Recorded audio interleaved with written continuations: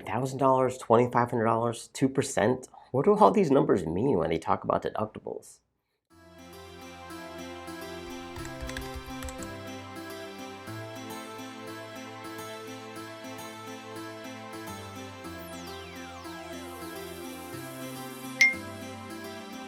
Hi, I'm Billy, the owner of Hoppy Insurance. Thanks so much for your time and want to learn more about your policy. In this video, we're discussing your options in deductibles and how it affects what you may be getting back.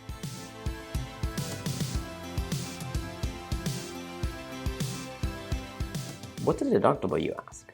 It's the amount of money that you're responsible for before your insurance company will pay you for the covered loss. Sometimes it could also be just taken out of your final claim amount. Typically, these are separate deductibles when it comes to standard home policies. You have what's called an all other perils deductible, then you have a hurricane deductible. It's always easier to explain that if it's not a hurricane, your all other perils deductible is what you're responsible for. So things like fire, theft, water, just not flood insurance, because that's a completely separate policy. For example, imagine that you had to file a claim due to a fire loss. Now, let's just take personal property in this example, and that you also have personal property replacement costs endorsed in your policy. If it costs $10,000 to replace all your personal belongings, $2,500 deductible, you'd get back up to $7,500. If you had a $1,000 deductible, it's up to $9,000.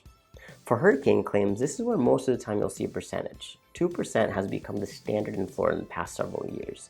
The way to determine this final amount will be based on the dwelling coverage. So for example, $200,000 home, 2% deductible, that means your deductible is going to be $4,000.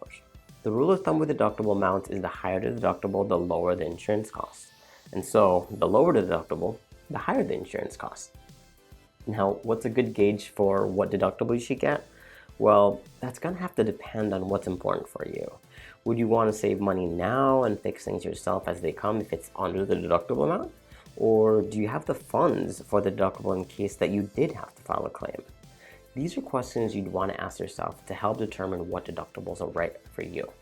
Choosing the right deductible upfront is very important.